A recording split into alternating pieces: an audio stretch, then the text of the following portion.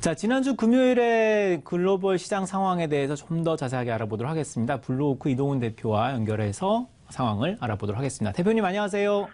예, 안녕하세요. 네, 지난주 금요일 어떤 이슈가 있었나요? 예, 금요일뿐만 아니라 우리가 연휴 기간 동안 같이 연결지어서 봐야 될 것 같은데요. 최근 들어서 미국의 어떤 금리 상승세가 어느 정도 진정되는, 특히 시장에서 집중적으로 부각이 됐던 10년물, 30년물, 이 국채금리가 어느 정도 진정이 되는 그런 모습을 보이면서, 다우지수 같은 경우는 6거래일 연속해서 상승을 하는 그런 모습을 보였고요. 나스닥 시장도 지난 주말 좀 살짝 눌리긴 했습니다만 그 전까지는 5거래일 연속해서 상승을 하는 그런 모습이 나타났습니다. 최근 들어서 어떤 금리 상승에 대한 어떤 이슈가 계속 불거졌습니다만은 그 전주, 이제 목요일에 미국의 10년물, 30년물 국채 발행 일정을 국채 발행 일정이 마무리가 되면서, 전체적으로 금리가 올라갈 수 있는 요인이 좀 완화가 됐다. 이렇게 보는 시각이 좀 많았고요. 그리고 최근 들어서 나왔던 지표 중에서 물가 관련된 지표는 높았지만 소매 판매 지표가 좀 부진하게 나오면서, 향후에 어떤 미국의 성장률에 일정 수준 영향을 줄 수밖에 없는 상황이었고, 이 소비 감소가 우려되는 시점에서 금리 상승이 가파르게 나오기는 쉽지 않을 것 같다. 이런 분석이 나오면서 시장이 어느 정도 또 방향을 위로 잡는 그런 모습이 나왔습니다.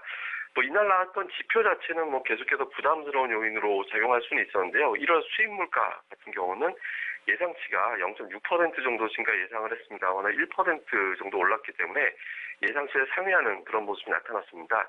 물가 지표 관련해서 계속 올라가고 있다는 점은 분명히 부담이 될 수는 있겠습니다만은, 앞서 말씀드린 대로 소매 판매 지표가 좀 부진하게 나왔고, 그리고 최근 들어서 국제유가 상승이 좀 주춤거리는 그런 모습이 좀 나왔기 때문에, 물가의 상승 속도는 어느 정도 조절될 가능성이 높지 않나, 이렇게 이제 투자자들이 인식을 하면서 이전같이 어떤 과하게 반응을 하는 그런 모습이 나오진 않았습니다.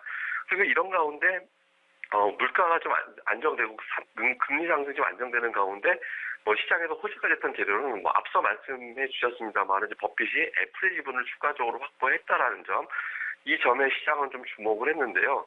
워런 버핏이 시장에 변곡점마다 등장을 해서 우호적인 재료를 좀 만들어줬다라는 점입니다. 시장 위기 때 이제는 탐욕을 부려야 될 때다, 이런 발언을 좀 했었고, 또 애플 같은 경우는 시장에 상징적인 의미가 있는 종목이거든요. 스마트폰 시장이 좀 포화 상태 이런 것은 아니냐, 그리고 아이폰 10이 사실상 실패한 모델 아니냐, 이렇게 되면서 부정적인 기류가 있었고, 그리고 또 미국 기업들의 실적이 거의 80% 가까이 증가되는, 그러니까 예상치를 상회하는 그런 모습이 나왔음에도 불구하고 애플이라는 시가총액 1위 종목의 실적 우려감이 전체적으로 또 실적에 대한 걱정을 만들어내기도 했었거든요. 그렇지만 워런 버핏이 애플의 주식을 추가적으로 확보했다라는 내용이 전해지면서 실적에 대한 우려감이 전체적으로 좀 불식이 되는 그런 모습이 나오면서 애플이 강세를 보였고, 이런 어떤 강세 흐름은 3대 지수를 모두 끌어올리는 그런 동력으로 작용을 했습니다. 다만 이제 조금 약간 노이즈도 좀 부각이 됐었는데요. 뮬러 특검이 러시아 스캔들 관련해서 이제 여러 또 기소를 하는 그런 모습이 나타났거든요. 그러니까 러시아의 어떤 기관이라든가 러시아인을 또 기소하는 모습이 나오면서 트럼프가 정치적 위기에 좀 빠지는 것 아니냐, 이런 어떤 분석이 나오긴 했습니다만은 전체적으로 이미 노출된 재료이기 때문에 대세를 바꾸지는 못할 것이다, 이런 어떤 분석이 나오면서 상승 기조가 그대로 유지가 되는 그런 모습이 나타났습니다. 지표 사항도 대체로 좀 무난했는데요. 달러 인덱스 지난주 금요일에 0.52%가량 올라가면서 89까지 올라서는 그런 모습이 나오긴 했습니다만은, 전체적으로 보면 달러화는 현재 90 아래에서 지금 위아래로 등락만 나오는 형태가 나타나고 있거든요. 금요일의 상승폭이 작은 건 아니었습니다만은 전체적인 흐름 자체는 좀 안정되어 있는, 90 이하에서 좀 안정되어 있는 그런 모습이다, 이렇게 좀 시장에서는 해석을 했고요.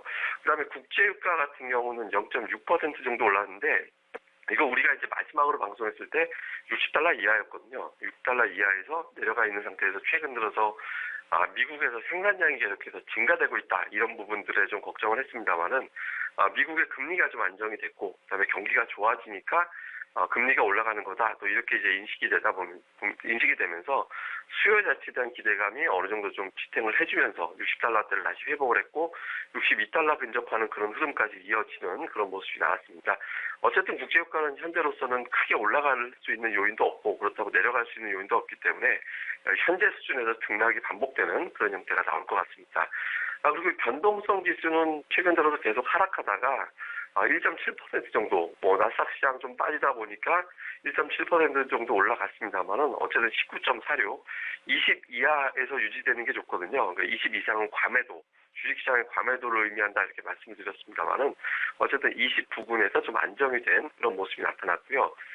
야간 선물은 이제 우리나라가 휴장이었기 때문에 지난주 후반에는 거래가 되진 않았습니다만은 그 전까지는 외국인들이 440계약 정도 매도하는 가운데 0.8% 정도 올랐습니다. 그런데 연휴 기간 동안에 계속해서 올랐기 때문에 우리 시장은 초반에 이 상승폭보다 조금 더 크게 올라갈 가능성이 높다. 시장에서는 이렇게 봐야 될 것 같습니다. 그리고 이제 주요 지표 그리고 주요 이슈 좀 살펴보면 앞서 말씀드린 내용 중복되는 것만 제외하고 말씀드려야 될 것 같은데요. 미국 중국 증시 일단 휴장입니다. 그렇기 때문에 중요한 어떤 크게 영향을 줄 만한 사안은 주초에는 없다라고 봐야 되는데 중요한 변수는 두 가지 정도 봐야 될 것 같습니다. 21일부터 시작되는 변수인데 FOMC 의사록이 공개가 되는데요. 의사록 공개에서 상당히 매파적인 경향을 보였다 이런 내용이 전해진다라면 그럼 또다시 이제 금리가 또 들썩거릴 가능성이 있거든요. 그래서 FOMC 의사록의 내용 좀 잘 봐야 될 것 같고요. 연이어서 21일부터 22일 사이에 연준 위원들의 연설이 집중적으로 또 나오게 됩니다.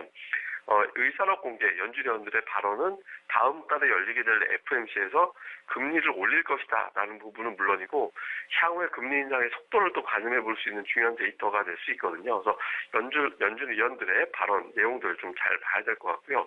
마지막으로는 신흥시장에 어떤 영향을 줄 수 있는 내용인데 우리나라와 중국, 물론 중국은 이제 휴장입니다만은 당장 우리나라에서 오늘 철강주의 흐름 어떻게 나오는지 좀 봐야 되는 게 미국에서 무역전쟁도 일으키는 어떤 내용들이 좀 나왔잖아요. 철강산업에 대한 보호관세, 관세를 강하게 매겼는데 이런 부분들이 이제 미국의 철강주는 올라가고 아시아 증시에서 철강주는 하락하는 그런 형태가 나오게 될 수도 있거든요. 또 업종별 호불호가 또 갈릴 수 있는 내용이니까 미국발 무역전쟁 여파로 아시아권에서 어떤 철강산업의 주가가 어떻게 되는지 이 부분도 중요하니까 잘 살펴보는 게 좋겠습니다.